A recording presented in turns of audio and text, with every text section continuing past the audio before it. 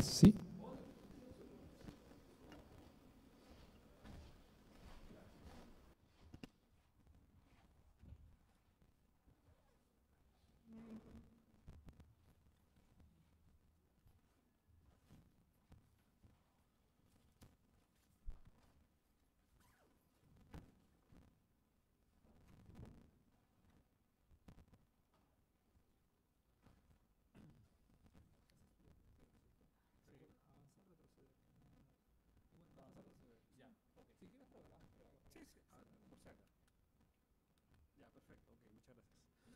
Bien, buenas tardes. ¿Se escucha?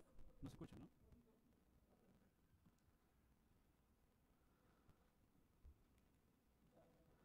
Sí, buenas tardes con todos. Vamos a dar inicio a este 15º Congreso Nacional de Escritores de Literatura Fantástica y Ciencia Ficción. Mi nombre es Elton Honores y voy a dar el paso al director de Casa de la Literatura, Gary Marroquín.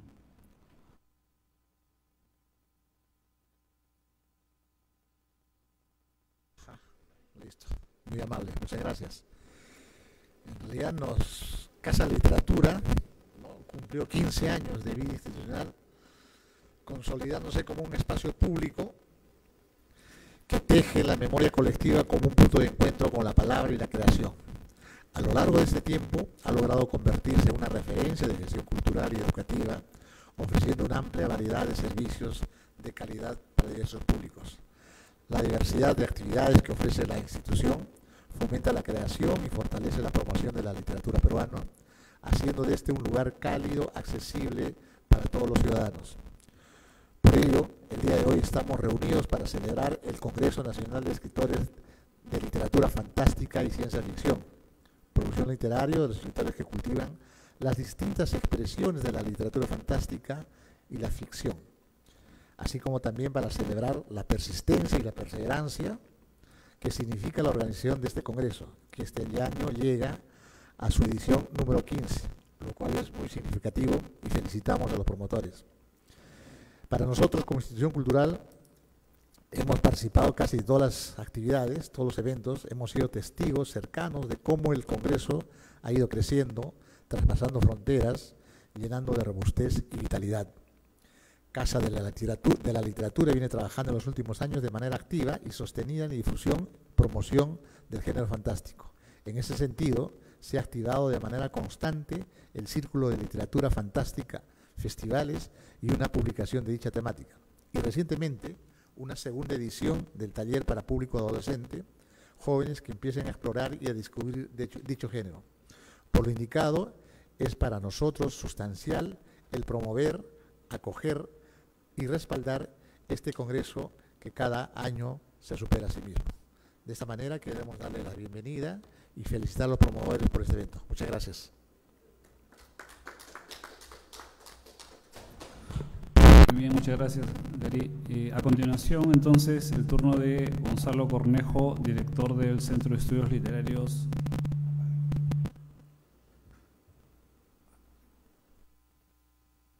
Sí, muy bien. A continuación, entonces, es el turno de Gonzalo Cornejo, director del Centro de Estudios Literarios Antonio Correjo Polar. Buenas tardes, señor Gary Marroquín, director de la Casa de la Literatura, profesor Elton Honores, presidente del Congreso Nacional de Escritores de Literatura Fantástica y Ciencia Ficción. Bienvenidos todos a este congreso y es un honor y un privilegio estar aquí con todos ustedes en este 15º Congreso y segundo Congreso el que lo organiza el Centro Antonio Correjo Polar, siempre con la tutela, el apoyo y la presidencia del profesor Elton Honores. Hoy nos reunimos no solo para celebrar la riqueza de la literatura fantástica y de ciencia ficción, sino también para explorar las infinitas posibilidades que nos ofrece este género. A lo largo de los años hemos visto cómo estas narrativas han desafiado nuestra imaginación, cuestionando nuestra realidad y en muchos casos anticipando el futuro. Quiero agradecer a la Casa de la Literatura por brindarnos este espacio y a todo el comité organizador por el esfuerzo y dedicación en la cabeza del profesor Hilton Honores para poder llevar a cabo este congreso. Muchas gracias. Adelante. Muchas gracias, Gonzalo. Bueno, en realidad, como siempre he mencionado, este congreso y todas las actividades que venimos realizando no serían posibles sin el apoyo de diversas instituciones y gente amiga que se suma a esta idea, ¿no? A esta idea.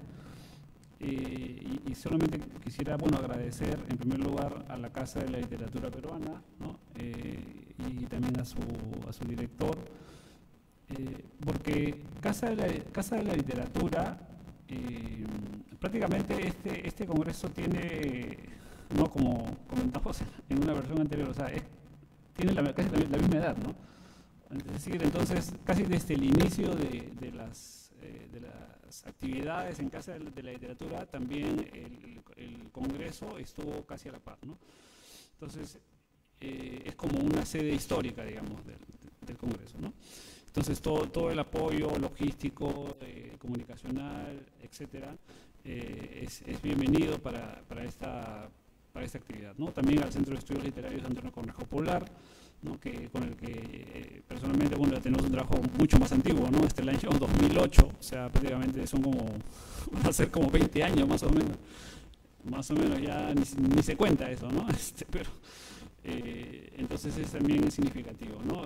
Todas las personas que han acompañado en estas actividades, en estas versiones, han sido diferentes escritores, público, ¿no? Ponentes, ya sea de Lima, regionales o incluso también del extranjero, ¿no? Así que, bueno, mi agradecimiento a todos ellos, también a Ronald Companoca, quien es el artista que autorizó, digamos, el uso de su imagen para el afiche oficial de este congreso.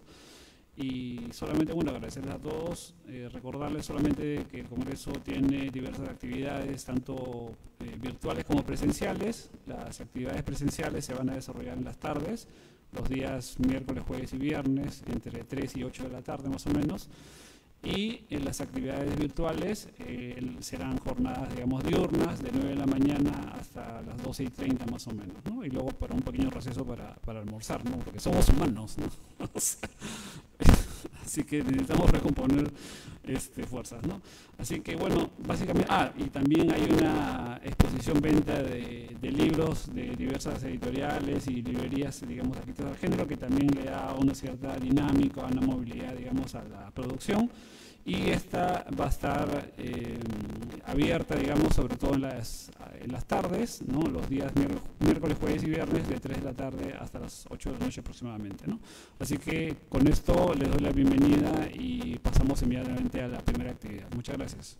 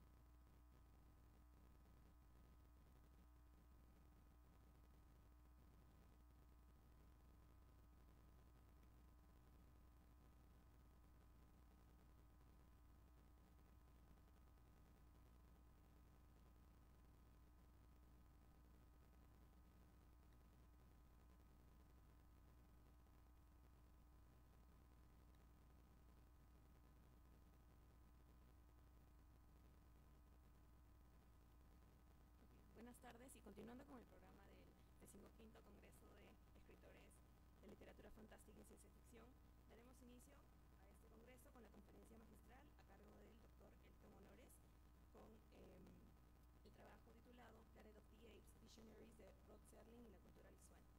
Hilton Honores, doctor en literatura peruana y latinoamericana por la Universidad Nacional Mayor de San Marcos, es coordinador de la Maestría de Arte Peruano y Latinoamericano, además de ser profesor del Departamento de Arte de la Universidad de San Marcos e investigador. Dentro de sus últimas publicaciones Tenemos Nación Fantasma, ciencia ficción, la novela peruana del 2024, El pájaro que se transformó en mujer, Imazuma, hija del sol, 2022, Teoría e historia de la ciencia ficción, 2018, La racionalidad deshumanizante, el teatro político y la ciencia ficción, de 2017, entre otros. Además de rescates como el teatro espectáculo literario de Felipe Sassone y Hojas de mi álbum de José Antonio Román. Ha publicado capítulos de libros y artículos de investigación sobre artes visuales, dentro de los que se encuentran cine, teatro, narrativa gráfica y artes literarias. Adelante, profesor. Muchas gracias ahí por la presentación. Bueno, en realidad, digamos que esta presentación es un pretexto, dado de que este año se cumplen los 50 años del fallecimiento de Rod Serling. Para muchos quizás sea un nombre que recién escuchen por primera vez, pero Rod Serling es el guionista, ¿no?, de una serie de culto llamada La Dimensión Desconocida en castellano, y digamos que en esta serie toca una serie de problemáticas del momento, desde la Guerra Fría, ¿no? Expresa una visión adulta, digamos, de la ciencia ficción y del género fantástico en general, en el formato televisivo, ¿no?, en capítulos de, digamos, 25 minutos, cosa que no se había hecho antes, porque la ciencia ficción se consideraba más bien como un género infantil, digamos, ¿no?, infantil, evasivo, ¿no? Entonces Serling propone, digamos, unos guiones, ¿no?, trabaja unos guiones para la televisión bastante maduros, ¿no?, y su influencia no solamente en la televisión, sino también en el mundo audiovisual, cinematográfico, literario, y en el ámbito fantástico ha sido clave, ¿no? Entonces, en relación a esos 50 años es que se me ocurrió, digamos, trabajar esta versión, ¿no?, Visionarios, que es una historieta basada en el guión original de Rod Serling sobre el planeta de los simios, ¿no? Bueno, el texto es un poco más largo, así que voy a cortar algunas partes y espero que se entienda, y si hay algunos minutos para alguna conversación, algunas preguntas, serán bienvenidas, ¿no? Bueno, Serling es Rod Serling, 1924-1975, es uno de los escritores de ficción más influyentes dentro de la cultura de masas, la televisión y lo fantástico, no solo en el medio norteamericano, sino a nivel global, gracias a su trabajo como guionista y productor en la serie de culto La Dimensión Desconocida, también llamada como En los Límites de la Realidad, estrenada en 1959 y cuyas 5 temporadas se prolongaron en la cadena CBS hasta 1964 y marcaron un punto de inflexión no solo por el tratamiento televisivo de géneros como la ciencia ficción y lo fantástico dirigido hacia un público adulto, sino por el subtexto, el mensaje o alegato en clave política que esos episodios incluían para el comentario social o la crítica al status quo de inicio de los años 60. Como guionista, Serling llevó con competencia varias ideas a la pantalla grande, moviéndose con comodidad y maestría en el drama social, el thriller o el western.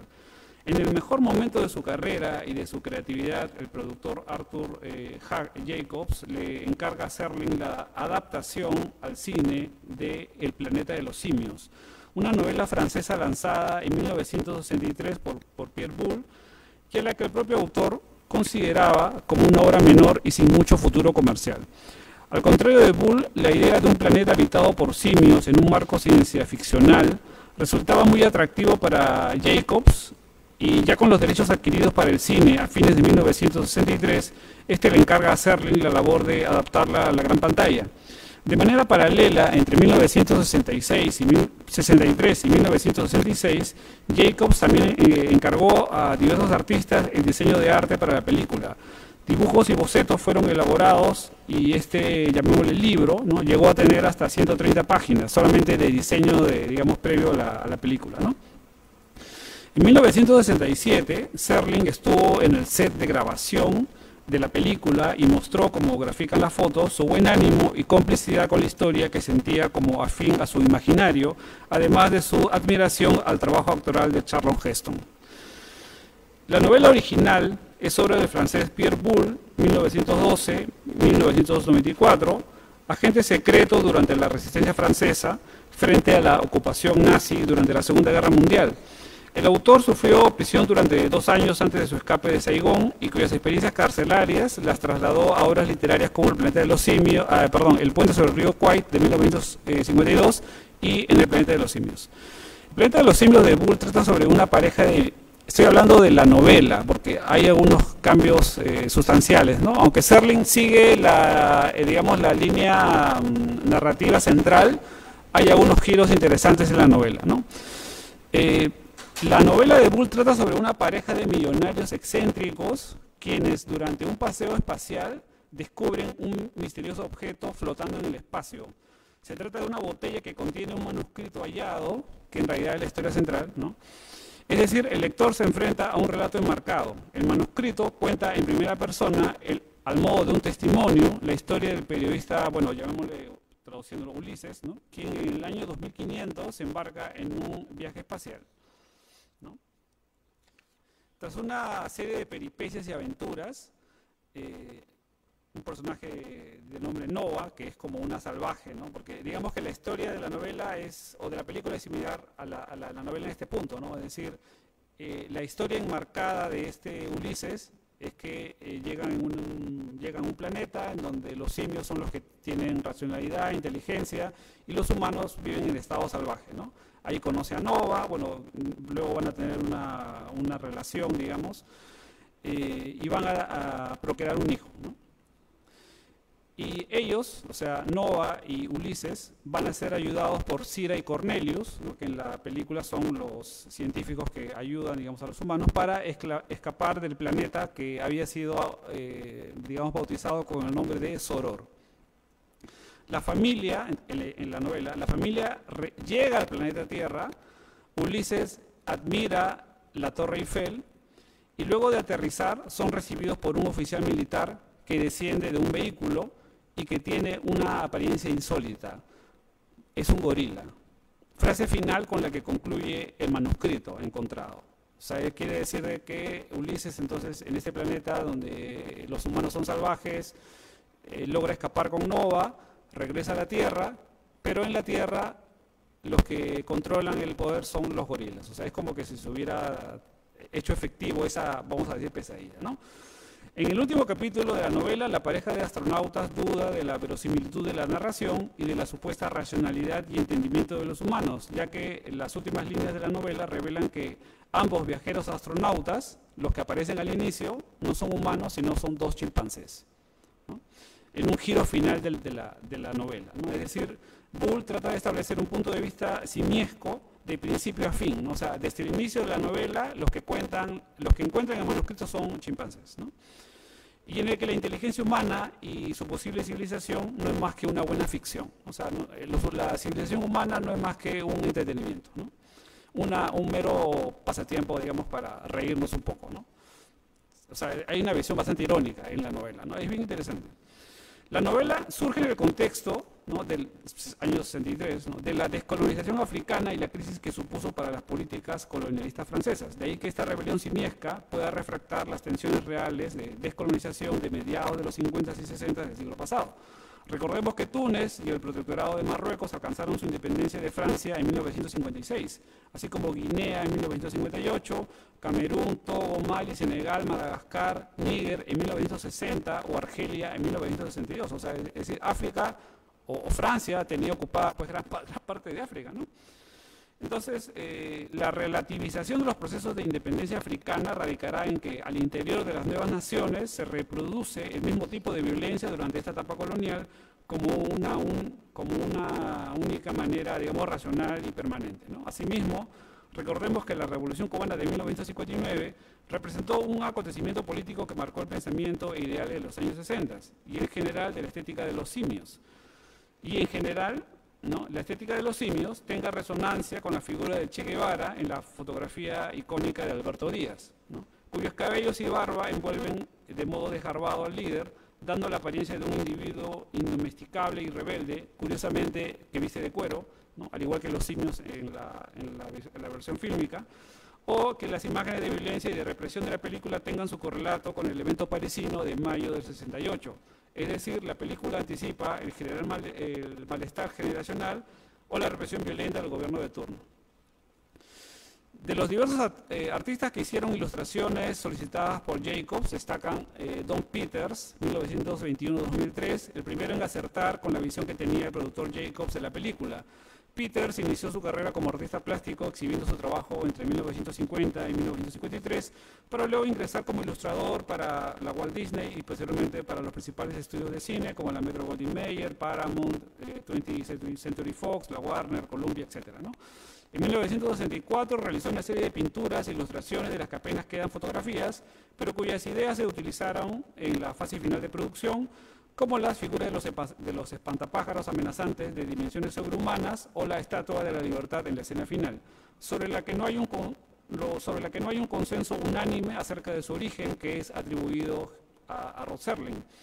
En ese momento, Peters colaboraba con el director Black Edwards, más ligado al género de la comedia, quien iba a ser el director del Planeta de los Simios. Sus diseños abarcan el paisaje surrealista del planeta inhóspito de tono ocre, envuelta en una niebla baja, helicópteros que cazan al grupo de humanos salvajes o las casas hongo en forma de productos enlatados posatómicos que sobresalen del paisaje vegetal. También imágenes más perturbadoras, como cárceles humanas en penumbra, alumbradas por luces rojas, receptáculos de acero y metal, figuras humanas reducidas a simples sombras borrosas e inquietantes figuras médicas con delantales blancos y un cuerpo femenino desnudo sobre una mesa de operaciones en un entorno metálico y acaso lleno de suciedad. O de ciudades modernas de estilo Art Deco, de formas geométricas sobre las que sobrevuelan helicópteros futuristas herederos de Metrópolis de Fritz Lang, ¿no? O la cabeza coronada de la Estatua de la Libertad, corroída y hundida sobre un paisaje de árboles talados y distópico, o su variante en un plano medio corto en donde la estatua es solo ruina, objeto arqueológico para la sociedad de simios que gobierna el planeta, lo cual nos habla de la fragilidad y el carácter efímero de la civilización humana, así como su decadencia social y cultural. Otro artista importante fue Mentor Hübner, artista ilustrador en Hollywood, quien colaboró en el diseño final, sobre todo en la ciudad simiesca y en las figuras de los propios simios. Sus ilustraciones definen el carácter de los personajes de la película, dividiéndola en grupos de poder, desde los académicos y sabios a los oficiales militares o aparato represor. En una ilustración vemos esa cárcel imaginada por Hübner, en la que los humanos semidesnudos son alumbrados por potentes luces cenitales y viven encadenados, rodeados y cercados por formas puntiagudas, filosas y amenazantes, extensiones de una tecnología médico-carcelaria de los simios, en donde no son necesarios los barrotes. En otro trabajo proyecta un paisaje semicolorido pero amenazante, ya que los 3 espantapájaros clavados en cruces, de las que se destacan sus cráneos secos y vestiduras negras roídas, anuncian el futuro inmediato para los 3 astronautas humanos, mientras que la ciudadela simia adquiere formas vegetales y cuyas piedras agujereadas nos recuerdan a las cuencas de los ojos vacíos. Inicialmente, Mentor Hübner realizó trabajos no acreditados.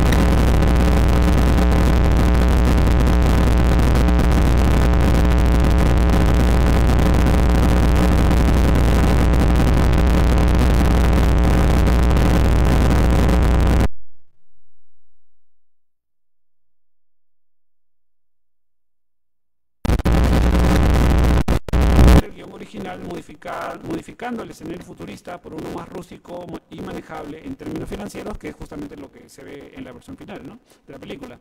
El rodaje de la película se produjo entre mayo y julio de 1967 y en ese año también se lanzan como parte del merchandising dirigido al público infantil, desarrollados principalmente por la empresa Mego, ¿no?, algunos objetos. Se puede apreciar, por ejemplo, la figura de los personajes centrales, Cornelius, la doctora Cira, el doctor Sayus, que es el antagonista, ¿no?, el soldado y el nombre genérico de el astronauta. o de accesorios, como en la parte central, que se denomina trono, ¿no? O sea, es un juguete, ¿no? Que en realidad es una cárcel, ¿no? En donde sirve de cárcel de tortura para los humanos. Entonces hay que pensar ese tipo de juguetes también, ¿no? O sea, ¿qué nos están diciendo, no? Estamos hablando de mediados de los 60, ¿no? O la fortaleza en donde viven los simios.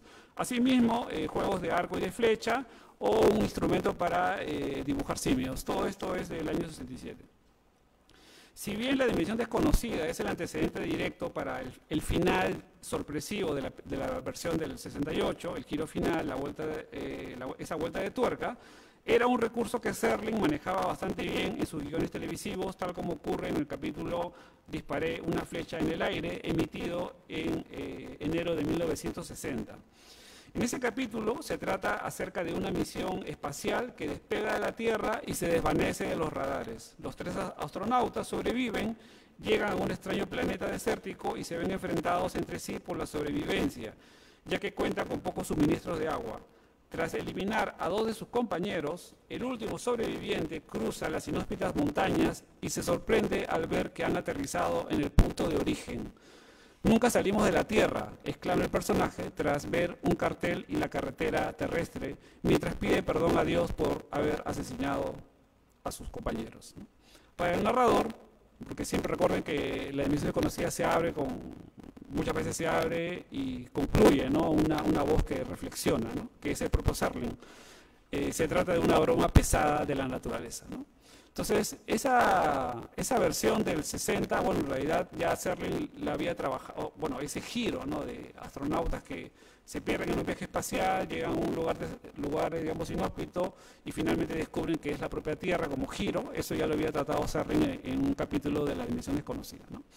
Sin embargo, no podemos dejar de considerar a las películas de serie B, sobre todo una que se llama Yo fui un cavernícola adolescente, de 1958, de Roger Corman, que también es un director importante, digamos, dentro del cine, digamos, de serie B y fantástico, ¿no? Tras el éxito de Rebelde sin causa de 1955 con James Dean, durante los años 50 el cine de serie B y de autocinema popularizaron una serie de películas de bajo presupuesto que tenía a los jóvenes como protagonistas, siempre una clave fantástica, ¿no? Tal es el caso de algunas películas tipo Yo fui un lobo adolescente, Yo fui un Frankenstein adolescente, Sangre de Drácula, Monstruo adolescente o Zombies adolescentes, ¿no? O sea, digamos, son como versiones de figuras, ¿no? de tropos clásicos que son subvertidos un poco para el público juvenil, ¿no? Pero esta película de Corman es interesante. Yo fui un cavernícola adolescente, tiene una premisa que se anticipa bastante a la dimensión desconocida. La película de 1958 presenta a un grupo de hombres primitivos que tienen como figuras principales a un viejo que defiende la permanencia de las leyes y otro nombrado como el creador de símbolos, una suerte de sacerdote o más bien un maestro, ¿no? El conflicto de la película se traza cuando el hijo del creador de símbolos quiere ir más allá del río, es decir, a una zona prohibida, cuyas leyes, digamos, de la comunidad lo impiden y castigan ese acto con la muerte, ya que se habla del Dios que mata al contacto, ¿no? El joven rebelde a las normas sociales termina por transgredir las leyes y las normas y se adentra más allá del río, descubriéndose hacia el final que el Dios monstruo es un ser humano y que guarda un extraño objeto con símbolos desconocidos e indescifrables para la tribu.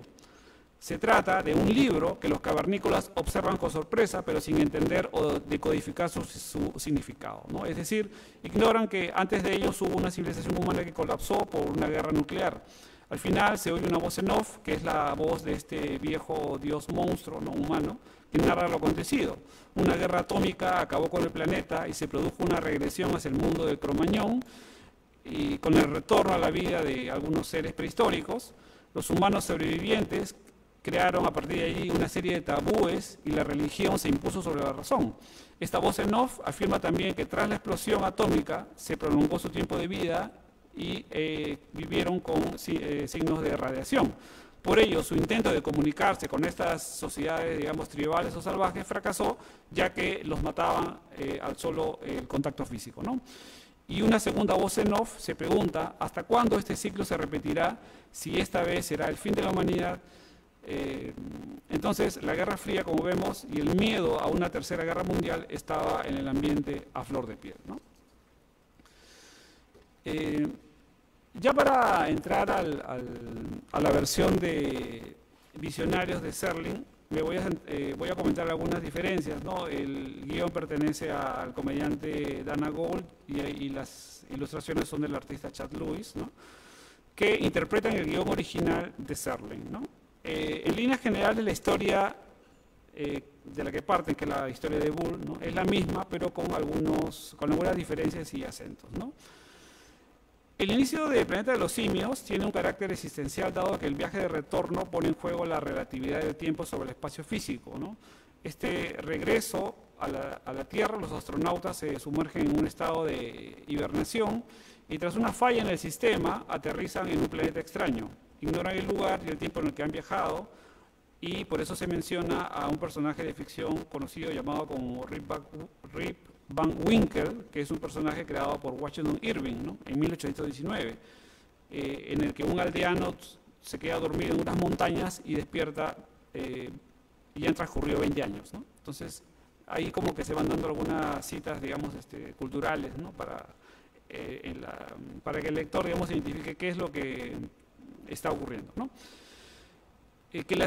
Cuando miran al cielo, no reconocen la constelación de la Osa Mayor, dicen, parece que se ha movido, ¿no? Las estrellas que las estrellas se muevan de su posición solamente puede tener dos explicaciones, ¿no? O están en otro planeta desconocido, o ese cambio de posición se debe a factores de destrucción o de autodestrucción, ¿no? Asimismo se menciona que no hay luna.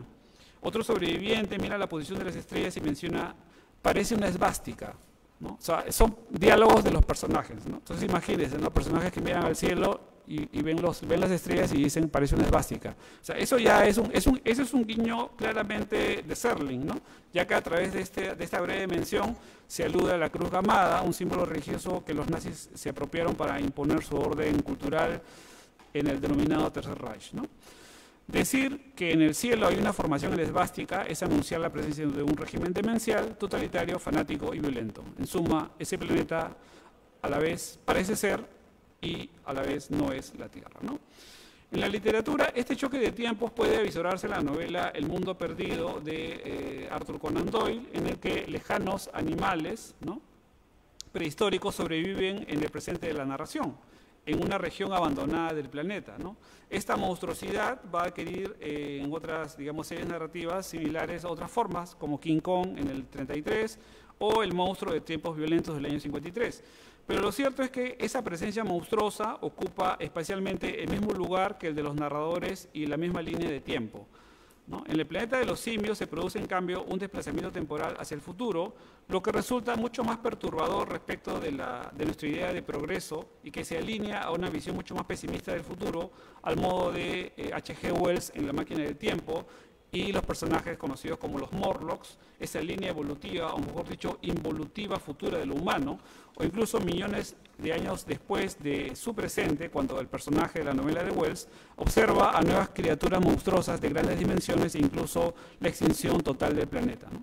Entonces, lo que pone en tensión el planeta de los simios es el díptico entre la civilización y la barbarie, es decir, la amenaza de lo bárbaro y lo salvaje en la modernidad, ¿no?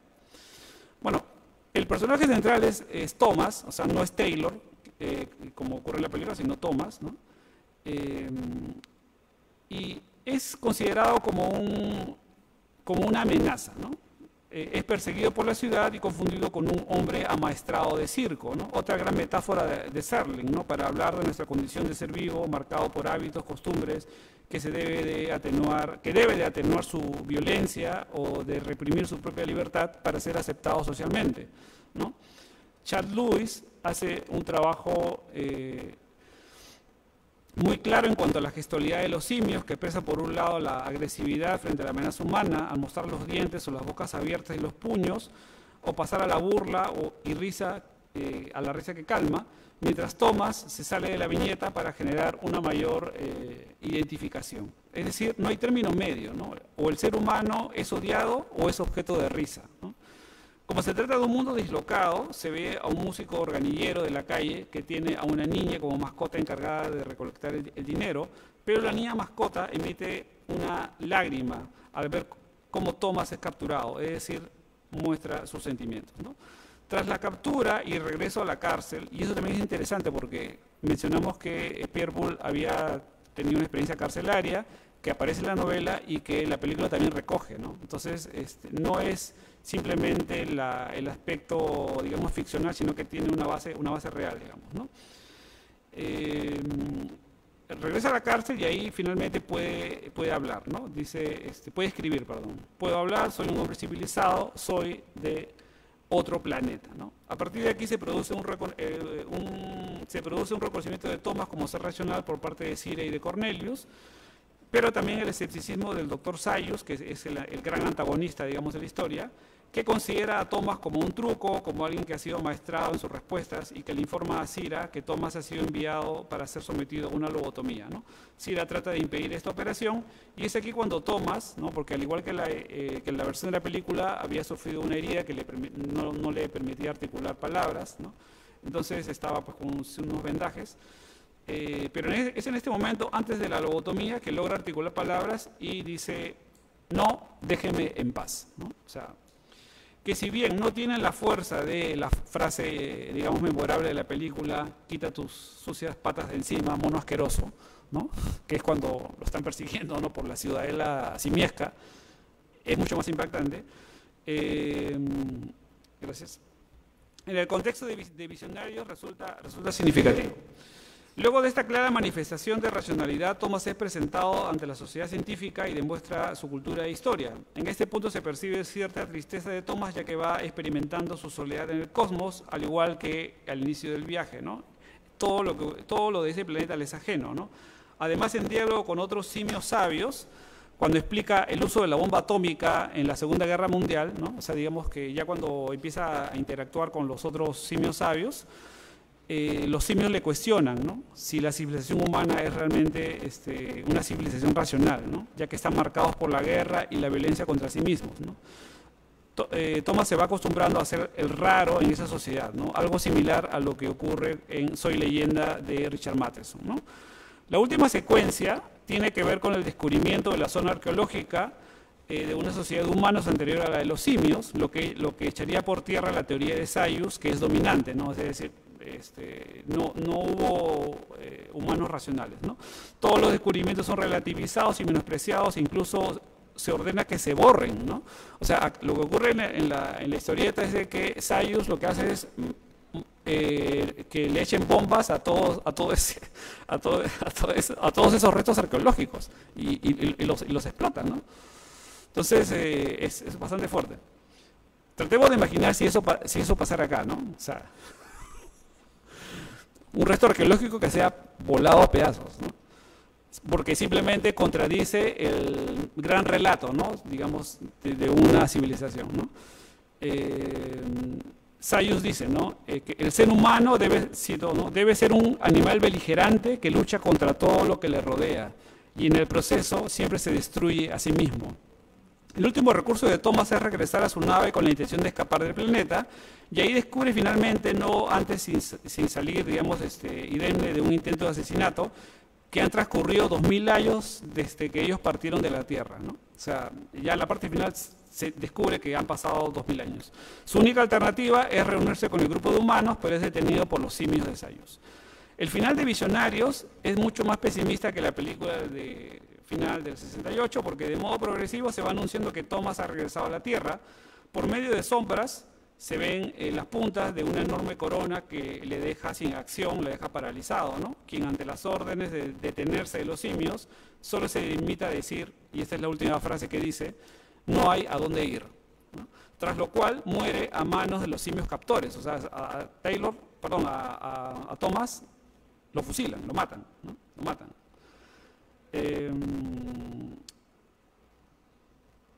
Y esta frase, no hay a dónde ir, resulta incomprensible para Sira y Cornelius, pero que el lector comprende al descubrir con sorpresa la imagen en plano general, ¿no? De la Estatua de la Libertad destruida, ¿no? Thomas regresó a su propio planeta Tierra, que a diferencia del Soror de la novela de Boulle, sí era otro planeta, ¿no? Y ahí también hay otra diferencia sustancial, ¿no? En la novela se supone que están en un mundo diferente, ¿no? Acá es el mismo planeta Tierra. La libertad no significa absolutamente nada para los simios. Es una sociedad que se rige por leyes y normas que se aceptan sin discutir o dudar. Es un sistema jerarquizado, totalitario y distópico. El guión de Serling, adaptado en Visionarios, pone de manifiesto el choque de temporalidades entre el pasado primitivo y amenazador del presente futuro moderno, el díptico entre la civilización y la barbarie, la posición antidarwinista que niega la presencia humana como el último eslabón de la cadena evolutiva, el existencialismo, a preguntarse por el lugar del ser humano y la civilización en el cosmos, la discriminación racial de los simios frente a los humanos, a los humanos tratados como animales o esclavos, y una sociedad de tipo teocrática, rígida y sin libertades, lo que la convierte en una sociedad distópica a los ojos del lector, y altamente pesimista, porque afirma que la civilización humana está condenada a desaparecer y sus logros materiales y vestigios se volverán indescifrables e incomprensibles en algún punto, ¿no?, en el tiempo futuro, para los seres que vengan en el futuro, que habiten este planeta y que definitivamente no seremos nosotros los humanos. Eso es lo que quería compartir con ustedes. Muchas gracias.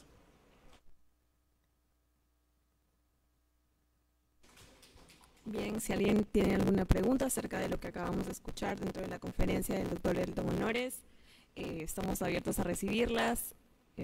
Tenemos 5 minutos antes de comenzar la próxima mesa. Hola. Sí. ¿Alguien tiene alguna pregunta para llevar el micro? Sí. ¿No? Bueno, en todo caso, preguntarle, profesor Elton, ¿qué de estas cuestiones conceptuales acerca de la civilización y la barbarie todavía podemos ver en alguna de las reinterpretaciones de la historia, en realidad, ¿no?, de esta temática actualmente en los proyectos audiovisuales que se han presentado en los últimos, no sé, 10 años? Bueno, esa pregunta creo que debe tratarse en otra conferencia porque es bastante amplia. A ver, creo que este díptico entre civilización y barbarie es un temor permanente dentro de la modernidad y es habitual leer una serie de historias, digamos, de ciencia ficción, ¿no?, en esa oposición, ¿no? Creo que el principal temor que se actualiza, digamos, de los que mencioné al final en el planeta de los simios, uno de ellos es justamente el choque de temporalidades, es decir, de esta posible amenaza del pasado que irrumpa en el presente, ¿no? Por eso que, digamos, monstruos prehistóricos, aunque claro, Spielberg, que mató, digamos, a la ciencia ficción, lo convierte en entretenimiento, ¿no? O sea, Jurassic Park, digamos que al inicio es como, tiene una finalidad de buscar cierta rentabilidad, ¿no? O sea, un parque de atracciones que la gente pague para ver, ¿no? El problema es que eso se descontrola y finalmente se convierte en una amenaza, ¿no? Pero en principio no es una amenaza. Entonces creo que en la ciencia ficción siempre hay ese temor, ¿no? Entonces, pero la historia de la novela original de Pierre Boulle creo que tiene varias...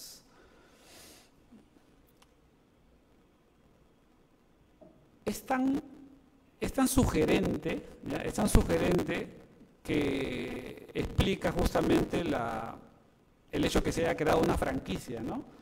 Una franquicia, digamos, en los 70s y luego que se ha vuelto a, no sé cómo se dice, a reescribir o, ¿no?, a reiniciar, ¿no? Como mencioné en un momento, Boulle, el autor de la novela, no le veía mucho futuro comercial a la historia y probablemente le haya vendido los derechos para la película de repente demasiado barato, ¿no? Es posible, ¿no?, para los estándares me refiero, ¿no? Porque el productor Jacobs, prácticamente el año que se lanza la novela, él ve la novela y compra los derechos de manera inmediata, ¿no? Y a partir de ahí él es el que empieza a buscar, digamos, quién puede hacer el guión, quién puede hacer el diseño, ¿no? cuando consigue al actor principal, porque esos proyectos siempre se manejan con nombres, ¿no? O sea, ¿quién va a ser el personaje principal? Si es un actor de peso, entonces es más fácil conseguir financiamiento, ¿no? Y Charlton Heston estaba pues en su mejor momento, digamos, era el actor, digamos, más, no sé, uno de los mejores pagados, digamos, de sus años, ¿no? Ya había hecho películas emblemáticas, entre ellas Ben-Hur y los 10 mandamientos, ¿no? O sea, ya con eso ya pasa la historia del cine, ¿no? Y también hay que pensar que de ahí Charlton Heston también es un caso interesante porque de ahí pasa a hacer otras películas, digamos, que son de ciencia ficción, ¿no? O sea, digamos que es un género que aparentemente no tiene mucha... puede haber estado mal visto, ¿no? Porque Heston luego ha hecho otras películas, cuando el destino nos alcance, me parece que es, o Clave Omega, ¿no? O sea, ha hecho otras películas de ciencia ficción ya en los 70s, ¿no? Entonces, es interesante el giro y también la riqueza, digamos, que tiene la novela, la maleabilidad, digamos, que tiene la novela original para que se haya podido, digamos, extender, ¿no? Expandir en productos, en historietas, en películas, ¿no? En una serie de productos de consumo y que forman parte también de la cultura popular, ¿no? Listo, muchísimas gracias. Si no hay alguna pregunta más del público, damos por concluida la mesa. Entraremos en un receso de 5 minutos y continuaremos con la programación habitual del Congreso. Muchas gracias.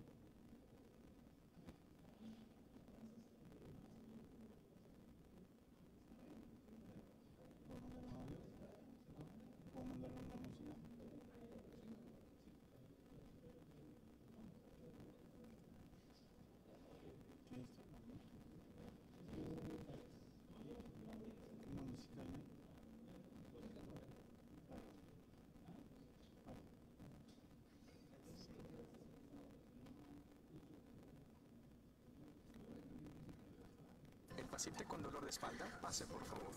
Ese dolor es la causa número 1 en mis consultas. Para ello recomiendo Doloneurobion, que con su acción 3 en 1 alivia el dolor, reduce...